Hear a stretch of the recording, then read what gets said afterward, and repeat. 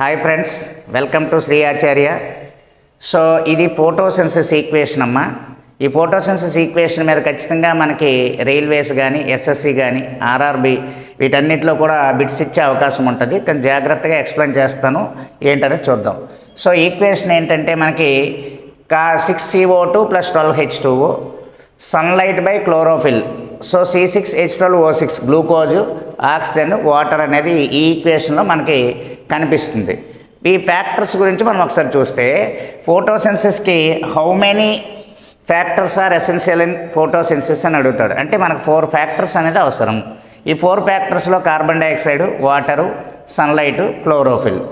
So చివరిగా మనకి equation తర్వాత వచ్చే వాటిని ఎండ్ ప్రొడక్ట్స్ అంటారు. గ్లూకోజు, ఆక్సిజను, వాటర్ అనేది మనకు రిలీజ్ అవుతుంది. అయితే ఈ ఫ్యాక్టర్స్ గురించి మనం ఒకసారి మాట్లాడుకుంటే, so first factor carbon dioxide. So carbon dioxide అనేది ఒక మాలిక్యూల్, అణువు. సో కార్బన్ డైఆక్సైడ్ అనేది మనకు సోర్సెస్ ఏంటి? కార్బన్ డైఆక్సైడ్ ఎక్కడి నుంచి రిలీజ్ అవుతుందంటే ఫాజిల్ ఫ్యూయల్స్ బర్నింగ్, అంటే శిలాజ ఇంధనాలు. ఆ శిలాజ ఇంధనాలు మనకి బర్నింగ్ అంటే దహనం చెందడం వల్ల కార్బన్ డైఆక్సైడ్ రిలీజ్ అవుతుంది. సో శిలాజ ఇంధనాలు అనేవి మనం తీసుకున్న ఆల్ ఫుడ్ మెటీరియల్స్ కానీ, లేదంటే కోల్ కానీ, పెట్రోలియం కానీ, ఇవన్నీ కూడా కంప్లీట్ బర్నింగ్ అంటే సంపూర్ణంగా మండడం వల్ల కార్బన్ డైఆక్సైడ్ రిలీజ్ అవుతుంది. సో ఈ కార్బన్ డైఆక్సైడ్ అనేది అట్మాస్ఫియర్లో 0.03% ఉంటుంది. సో 0.03% కార్బన్ డైఆక్సైడ్ ఉండడం వల్లే మనకి ఈ ట్రోపోస్ఫియర్ అంటే భూమిని ఆవరించి ఉండే ఈ పొర ట్రోపోస్ఫియర్ వెచ్చగా ఉండడంతో పాటు గాలి ట్రోపోస్ఫియర్ని ఆవరించి ఉండడానికి కూడా అవకాశం ఉంటుంది. ఎందుకంటే ఇది బరువైనది. అంటే ఒకసారి బిట్ అడిగాడు, గాలిలో బరువైన వాయువు ఏది, లేదా హయ్యెస్ట్ వెయిట్ ఉండేది ఏంటంటే కార్బన్ డైఆక్సైడ్గా చెప్తారు. సో కార్బన్ డైఆక్సైడ్ 0.03% ఉంటే పర్లేదు. దాని నుంచి ఒక 1 ppm అయిందనుకోండి. ppm అంటే ఒకసారి అడిగాడు parts per million. Parts per million ఇది కూడా బిట్టే. 1 ppm అయితే మనకి green house effect, global warming లాంటివి కూడా దారితీసే అవకాశం అనేది ఉంటుంది.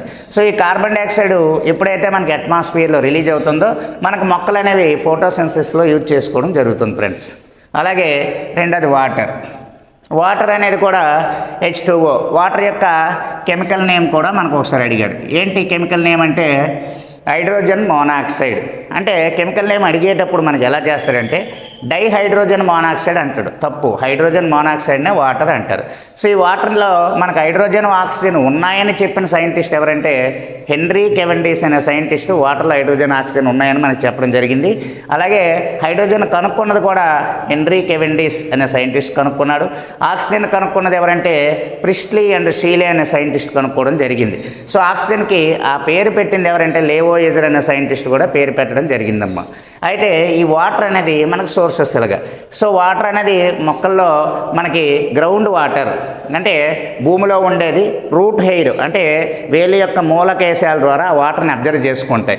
అయితే వాటర్ని అబ్జర్వ్ చేసుకుంటే ఫర్ ఎగ్జాంపుల్ ఒక ట్రీ, ఒక చెట్టు 1 లీటర్ని వాటర్ని అబ్జర్వ్ చేసింది అనుకోండి. దానిలో మనకి 998 మిల్లీలీటర్ల వాటర్ కూడా బయటికి పంపించింది. ఓన్లీ 2 మిల్లీలీటర్ వాటర్ మాత్రమే ప్లాంట్ అనేది యూజ్ చేసుకోవడం జరుగుతుంది. సో వాటర్ అనేది చాలా తక్కువగా మొక్కలు యూజ్ చేసుకుంటాయి. సో ఫోటోసిన్థసిస్కి వాటర్ కూడా అవసరం అనమాట. మరి మూడోది సన్లైట్. సన్లైట్ అనేది సో జనరల్గా లైట్లో మన సన్లైట్ అనేది అత్యధిక వేవ్ లెంత్, ఎక్కువ తరంగ దైర్ఘ్యం కలిగి ఉంటుంది. సో సన్లైట్లో మనకి వైట్ కలర్లో ఉంటుంది. ఆ వైట్ కలర్ వచ్చిన sunlight disperse of light. Disperse అంటే కాంతి విశ్లేషణం ద్వారా మనకు 7 కలర్స్గా విడిపోతుంది. ఆ 7 కలర్స్ మీకు అందరికీ తెలిసిందే. VIBGYOR, violet, indigo, blue, green, orange, red. ఇందులో మన ఫోటోసిన్థసిస్కి ఎక్కువగా అవసరమయ్యే కలర్ ఏంటంటే red colour. So second one ఏంటంటే blue colour. First one red colour ఎక్కువగా తీసుకుంటుంది, సెకండ్ వన్ బ్లూ కలర్ తీసుకుంటుంది. అయితే ఈ ఫోటోసిన్థసిస్లో మనకి ఏ కలరు యూజ్ చేయబడదంటే గ్రీన్ కలర్. చాలా ఇంపార్టెంట్ అన్న ఈ బిట్టు. ఈ గ్రీన్ కలర్ అనేది ఫోటోసిన్థసిస్లో అబ్జర్వ్ చేయబడదు, అంటే ఫోటోసిన్థసిస్కి అవసరం ఉండదు. కానీ గ్రీన్ కలర్ని ప్లాంట్స్ అనేవి ఏం చేస్తాయంటే రిఫ్లెక్ట్ చేయడం జరుగుతుంది. రిఫ్లెక్ట్ అంటే పరావర్తన చెందిస్తాయి. So leaves are green in colour because of the pigment, మనకి because of the pigment chlorophyll. So green light అనేది రిఫ్లెక్ట్ చేయబడతాయమ్మా ఫ్రెండ్స్. అలాగే క్లోరోఫిల్.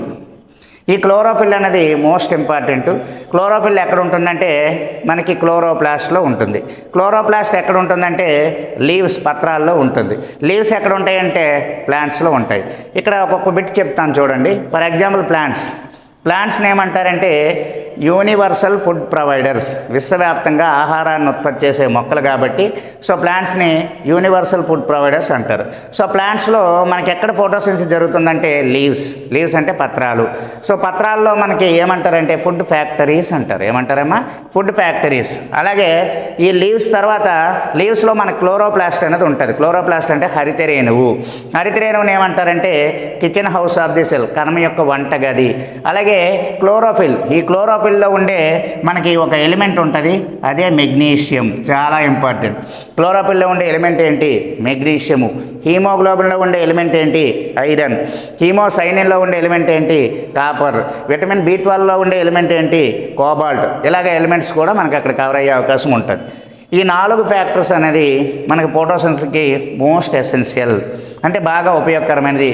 అయితే ఈ 4 ఫ్యాక్టర్స్ మనం ఒక టెస్ట్ ట్యూబ్లో వేసుకొని మనం ఫోటోసింథసిస్ జరపచ్చు అంటే జరపలేము. ఎందుకు జరపలేమంటే మనకి క్లోరోఫిల్ అనేది ఖచ్చితంగా క్లోరోప్లాస్ట్లోనే ఉండాలి. క్లోరోప్లాస్ట్ ఎప్పుడు లీవ్స్లోనే ఉంటే మాత్రమే ఫోటోసింథసిస్ జరుగుతుంది. అలాగైతే మనమందరం కూడా ఆకుపచ్చ రంగును ముఖానికి వేసుకొని ఎండలో తిరిగితే ఫోటోసింథసిస్ జరుగును. అలాంటి అవకాశం అయితే లేదు ఫ్రెండ్స్. ఓకేనా? చివరిగా మనకి ఈ ఈక్వేషన్ తర్వాత వచ్చేవన్నీ కూడా ఎండ్ ప్రొడక్ట్స్గా చెప్తారు. ఏంటి ఎండ్ ప్రొడక్ట్స్ అంటే glucose first one, second one ఏంటంటే మనకి ఆక్సిజన్, అలాగే థర్డ్ వన్ వాటర్ అనేది రిలీజ్ అవుతూ ఉంటుంది. ఫస్ట్ వన్ గ్లూకోజ్ గురించి చూద్దాం ఫ్రెండ్స్. ఈ గ్లూకోజ్ అనేది మనకు చాలాసార్లు అడుగుతున్నాడు, గ్లూకోజ్ యొక్క కెమికల్ నేమ్ ఏంటి అని అడిగాడు. గ్లూకోజ్ యొక్క కెమికల్ నేమ్ పాలీహైడ్రాక్సీ ఆల్డిహైడ్నే గ్లూకోజ్ అని కూడా అంటారు. దీనిలో CHO ఆల్డిహైడ్ ఫంక్షనల్ గ్రూప్ అనేది ఉంటుంది. అలాగే ఇంకా C6H12O6 ఫ్రక్టోజ్ ఫార్ములా కూడా ఇదే. అయితే ఫ్రక్టోజ్ని ఏమంటారంటే పాలీహైడ్రాక్సీ కీటోన్ అంటారు. అంటే ఇక్కడ మన కీటోన్ అనే గ్రూప్ అనేది కనిపిస్తూ ఉంటుందన్నమాట. సో ఈ గ్లూకోజ్గా మనకి డైరెక్ట్గా ఫోటోసింథసిస్లో రిలీజ్ అయ్యేది గ్లూకోజ్. అయితే గ్లూకోజ్ అనేది నెక్స్ట్ ఎలా మారుతుందంటే స్టార్చ్గా మారుతుంది. స్టార్చ్ అంటే పిండి పదార్థం. జనరల్గా స్టార్చ్గా మారిన తర్వాతే ప్లాంట్స్లో స్టోర్ చేయబడుతుంది. కాబట్టి స్టార్చ్కి ఒక టెస్ట్ కూడా ఉంటుంది మనకి. ఏంటి ఆ టెస్ట్ అంటే అయోడిన్ టెస్ట్ అనమాట. అయోడిన్ స్టార్చ్ పైన వేస్తే మనకి బ్లాక్ కలర్లో మారడం జరుగుతుంది ఫ్రెండ్స్. కాబట్టి ఈ స్టార్చ్ కూడా మళ్ళీ రిమైనింగ్ సెల్యులోజ్ అనే పాలీసాకరైడ్ కూడా మారి ప్లాంట్ సెల్ వాల్లో స్టోర్ అవుతుంది. అంటే మనకి ఫోటోసింథసిస్లో ఎండ్ ప్రొడక్ట్స్ గ్లూకోజ్గా చెప్తారు. Next oxygen. సో ఆక్సిజన్ అనేది మోస్ట్ ఇంపార్టెంట్. ఆక్సిజన్ అనేది మనకు మొక్కల నుంచే రిలీజ్ అవుతుంది. ఆక్సిజన్ అనేది ప్రాణవాయువు అని కూడా అంటారు. దీన్ని కనుక్కుంది ఎవరంటే ప్రిస్లీ అండ్ సీలే అనే సైంటిస్టులు కనుక్కోవడం జరిగింది. ది నేమ్ కాయిన్డ్ బై డేవోయేజర్ అనే సైంటిస్ట్. అయితే ఈ ఆక్సిజన్ అనేది మనకి ఎక్కువగా మొక్కల నుంచి రిలీజ్ అయినప్పుడు కూడా సీ ఆల్గేస్ అంటే సముద్ర శైవలాల నుంచి 70% మనకు ఆక్సిజన్ అనేది రిలీజ్ అవుతుంది. సో ఈ మొక్కలన్నింటి మన భూమి మీద ఉండే మొక్కలన్నింటి వల్ల 30% రిలీజ్ అయితే ఓన్లీ సముద్ర శైవలాలు ఆల్గేస్ వల్ల మనకి 70% ఆక్సిజన్ అనేది రిలీజ్ అవుతుంది. అంటే సముద్రాల నుంచి ఎక్కువ ఆక్సిజన్ అనేది మనకు రిలీజ్ అవుతుంది ఫ్రెండ్స్. అలాగే వాటర్ అనేది మనకు చూడండి, స్టార్టింగ్లో ప్రొడక్ట్ కూడా వాటరే, చివరిలో కూడా వాటర్ అనేది రిలీజ్ అవుతుంది. ఇందాక చెప్పాను నేను, మొక్కలు వాటర్ తీసుకున్నప్పుడు కూడా కొంత వాటర్ని మాత్రమే ఫోటోసింథసిస్కి యూజ్ చేసుకుంటాయి, రిమైనింగ్ వాటర్ని బయటికి పంపిస్తూ ఉంటాయి అన్నమాట. అయితే ఇది ఓన్లీ పార్ట్ 1 మాత్రమే. ఈ ఫోటోసింథసిస్లో ఇక్కడ జరిగే ఈక్వేషన్లో జరిగే 2 యొక్క మనకి మెకానిజమ్స్ ఉంటాయి. మెకానిజం ఆఫ్ ఫోటోసింథసిస్లో మీరు కామెంట్ రూపంలో తెలియజేయండి ఏంటంటే రియాక్షన్స్ ఉంటాయి అనేది నెక్స్ట్ వీడియోలో మనం డిస్కస్ చేద్దాం. అవి లైట్ రియాక్షన్, డార్క్ రియాక్షన్, వాటి యొక్క ప్రాపర్టీస్ అన్నిటి గురించి డిస్కస్ చేద్దాం. Thank you friends, thank you. ఇలాంటి బిట్స్ చాలా జాగ్రత్తగా మీరు గుర్తుపెట్టుకుంటే ఈజీగా ఫైండ్ అవుట్ చేయొచ్చు. Thank you friends.